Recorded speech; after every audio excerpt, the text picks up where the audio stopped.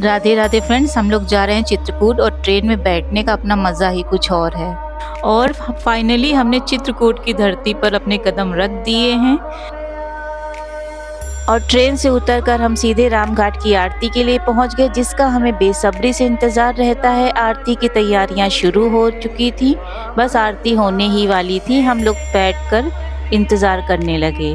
आप देख सकते हैं 5 पंडित जी लोग पूजा करते हैं, तभी एक छोटी सी बच्ची आ गई। वो बोली कि टीका लगवा लो।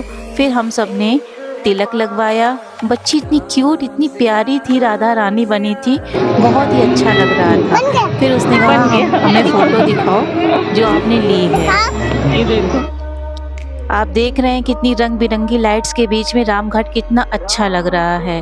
और हमें ये लग रहा था हम फ़ोटो खींचे, वीडियो बनाएं या फिर अपनी आँखों में इन सब चीज़ों को कैद करें। आरती देख कर के मन पवित्र हो जाता है।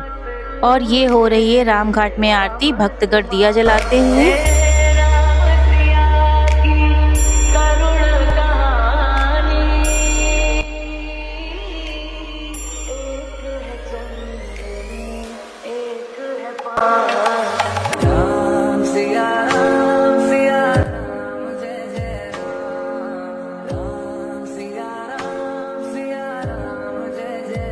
आरती के बाद एक छोटी सी बच्ची आ गई और बोली हमसे दिया ले लो। हमने उसका मन रखने के लिए उससे 2 दिए ले लिए। कितनी क्यूट थी वो, कितनी क्यूट थी, कृष्णा की बराबर थी, थोड़ी सी भले बड़ी हो 1-2 महीने, है ना।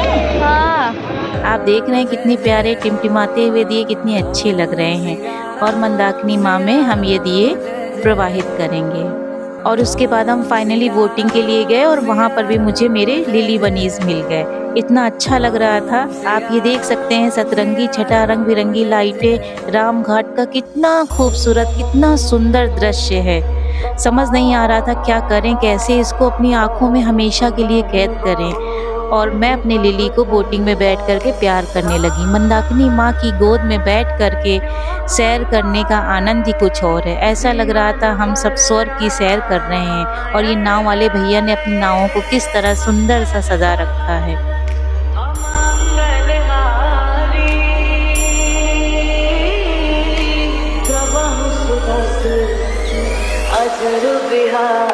और हम नाव वाले भैया से रिक्वेस्ट कर रहे थे कि हमें थोड़ा सा और घुमाएं। हम बैठे थे, हमें बहुत अच्छा लग रहा था, मन एकदम पवित्र हो रहा था। उसके बाद ये देखिए शंकर जी और राधा जी हमें फिर से मिल गए। हमने शंकर जी को आवाज़ दी। शंकर जी ने हमारी तरफ देखा और आशीर्वाद देने लगे। फोटो खिंचवा लो, बड़े अच्छे लग रहे हैं। हाँ हाँ लगाया था, ठीक है हो गया। हाँ थैंक यू। ये छोटे छोटे प्यारे प्यारे बच्चे कितने क्यूट लग रहे थे। एक छोटी सी बच्ची बोली हमने आपको पहचान लिया, आप इसके पहले भी आई हैं ना। बाय, राधे राधे। और दूसरे दिन हम कामतानाथ की परिक्रमा के लिए निकल गए। हमने प्रसाद लिया। मंदिर में बहुत ही भीड़ थी, लेकिन भक्तों के उत्साह में कोई कमी नहीं थी। कामतगिरी की परिक्रमा 5 किलोमीटर की होती है। हमने भी प्रसाद लेकर के भगवान को समर्पित किया और परिक्रमा शुरू की। और 2 घंटे बाद हमारी परिक्रमा संपन्न हो गई, लेकिन हमारे चेहरे पर कोई भी थकान का निशान नहीं था। बहुत ही अच्छा लग रहा था, ऐसा लग रहा था हमने पता नहीं क्या जीत लिया है। मन बहुत ही खुश था। परिक्रमा आप भी इस परिक्रमा करके इसकी पवित्रता का आनंद जरूर उठाइए। परिक्रमा के बाद हम ऑटो करके जानकी कुंड गए। जानकी कुंड में मंदिर है, घने घने पेड़ हैं और मंदाकिनी माँ की गोद में बैठ करके बहुत ही अच्छा लगा। हम वहाँ पर थोड़ी दूर रुके, बैठे। बहुत सारे टूरिस्ट आए थे, बहुत ही भीड़ थी। ठंडा ठंडा पानी मन को लुभा रहा था, बहुत ही अच्छा लग रहा था। थोड़ी देर हम वहाँ पर एकदम शांत बैठ करके इधर उधर देखते रहे। उठने का बिल्कुल मन ही नहीं कर रहा था।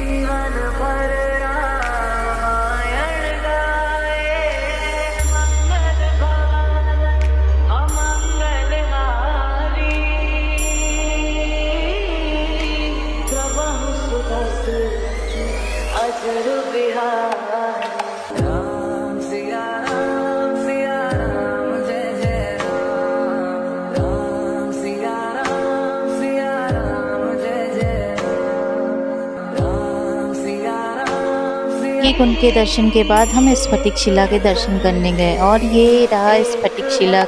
यहाँ पर एक छोटी सी शिला बनी है पत्थर की, इसीलिए इसे स्फटिक शिला कहते हैं। यहाँ पर भी मंदाकिनी माँ है, हरा भरा घना जंगल है। स्फटिक शिला की हमने परिक्रमा की और फिर हम वहाँ पर थोड़ी देर बैठे और राधा कृष्ण का मंदिर भी वहीं था। हमने वहाँ मंदिर के दर्शन किए, गायों को चारा खिलाया, मछलियों को दाना खिलाया और खीरे खा कर के थोड़ी देर बैठे। बहुत ही अच्छा लग रहा था और घने जंगलों से होते हुए हम पहुँच गए माता अनुसुईया के आश्रम में। बहुत ही घना जंगल था, बहुत ही अच्छा लग रहा था। आसपास पहाड़ियाँ थी और जंगल ही जंगल।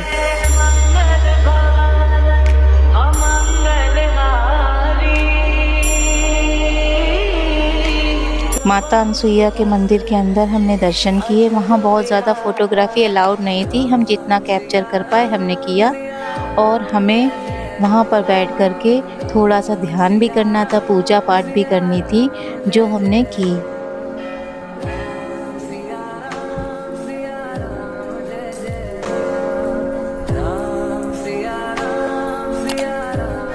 इसके बाद हम घने जंगलों से होते हुए ढेर सारे बंदरों के बीच से निकलते हुए गुप्त गोदावरी पहुँचे। गुप्त गोदावरी के आसपास बहुत सारी दुकानें हैं जिनमें बहुत ही सुंदर सुंदर लकड़ी के और सारे सामान मिलते हैं और हमने दर्शन किए। गुप्त गोदावरी में 20 रुपए की पर पर्सन की टिकट लगती है। हमने वहाँ से टिकट ली और फिर हम मंदिर के अंदर दर्शन करने के लिए गए। गुफा के अंदर का है, सभी चिल्ला रहे थे कि कैमरा अंदर रखो, लेकिन हमारा मन नहीं किया। हमने थोड़ा सा जितना कैप्चर कर पाए थे कैप्चर किया। बहुत ही अच्छी लेकिन बहुत ही छोटी गुफा है जिसमें बहुत सारे लोग थे। बहुत अंदर से थोड़ा सा सफोकेशन फील होता है अगर बहुत देर तक कोई रुके। निकलने का रास्ता और जाने का रास्ता बहुत सकरा है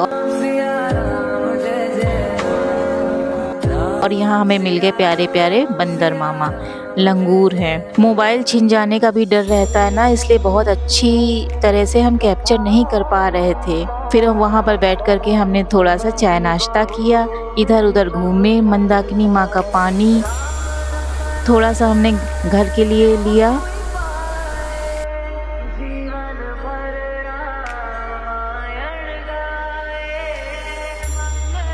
और आते समय हमने वहाँ पर थोड़ी बहुत कुछ चीज़ें खरीदी। बहुत ही अच्छा लगता है, लकड़ी के सामान बहुत ही अच्छे मिलते हैं और फिर बिना सामान लिए वापस जाओ तो अच्छा भी नहीं लगता है। चित्रकूट की निशानी तो साथ में होनी ही चाहिए।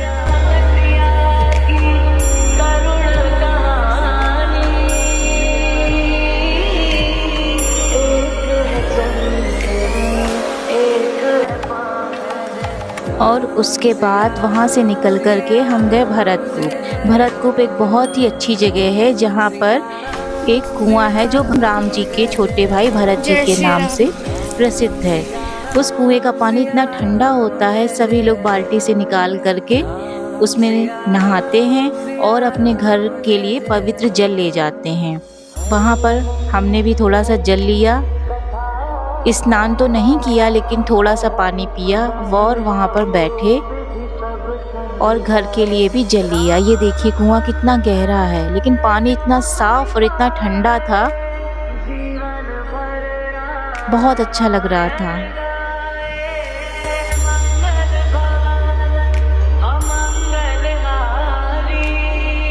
कुएं में रस्सी डाल करके बाल्टी से पानी निकालना फर्स्ट टाइम ऐसा किया, बहुत ही अच्छा लग रहा था वहाँ पर।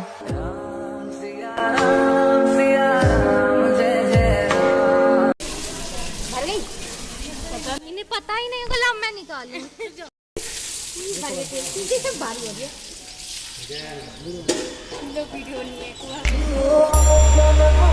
और फिर उसके बाद हम आ गए हनुमान धारा।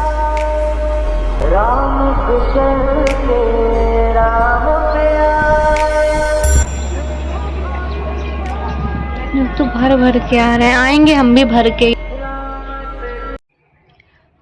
सच कह रहा है दीवाना, ओ दिल न किसी और हम फाइनली मंदिर के पास आ गए हैं। मंदिर में बहुत सारे बंदर थे जिनकी डर की वजह से हमने अपना मोबाइल और कैमरा बैग में रख लिया। मंदिर के बगल से सीता रसोई के लिए सीढ़ियाँ गई थी, हम वहाँ पर गए। हमने वहाँ पर चाय पी, रबड़ी खाई और एंजॉय किया। और हनुमान जी के दर्शन करने के बाद हम फाइनली आ गए अपने रूम में। ये देख सकते हैं हमारा रूम बहुत ही अच्छा था।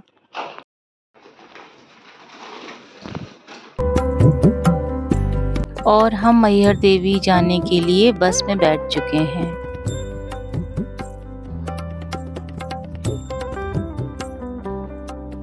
सतना स्टेशन से हमने मैहर देवी के लिए दूसरी बस ली। ऑटो भी जाता है, हम बस से गए और रास्ते में देखिए कितना पहाड़ और सब कुछ सूखा सूखा था, बीच में बस्ती भी थी। और हम मैहर माता के दर्शन के लिए आ गए हैं। वहाँ से हमने ऑटो लिया। ऑटो वाले भैया हमें प्रसाद की दुकान के पास ले जा रहे हैं। वहाँ से वो हमें वैन से मंदिर तक ड्रॉप करेंगे। माता के दर्शन के लिए हमने प्रसाद लिया, चुनरी ली और प्रसाद लेकर के हम वैन वाले भैया के साथ मंदिर के दर्शन के लिए निकल पड़े।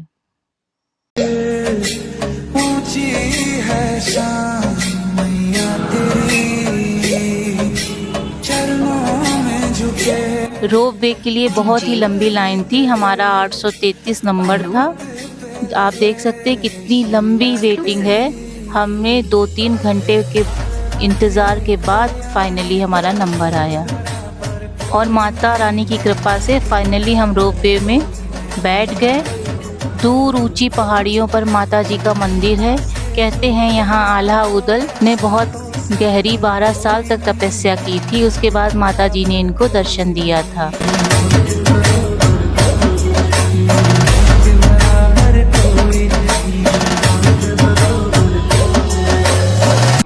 हम ऊपर आ गए हैं, लेकिन मंदिर तक जाने के लिए भी बहुत लंबी लाइन थी। बीच बीच में जो मंदिर पड़ रहे थे, हम उनके दर्शन करते हुए माता रानी के दर्शनों के लिए आगे लाइन से बढ़ते जा रहे थे। मेरे इतना ज्यादा पास है तो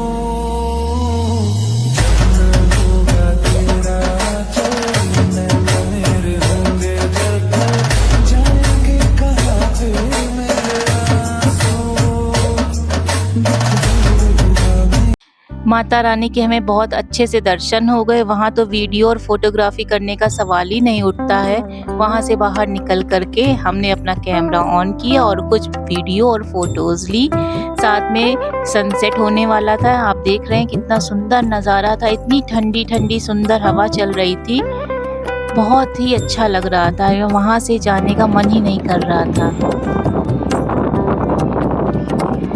वहाँ का व्यू इतना सुंदर, इतना अच्छा था कि लग रहा था कि फ़ोटो खींचे, कि अपनी आँखों के कैमरे में ये सुंदर दृश्य कैद करें।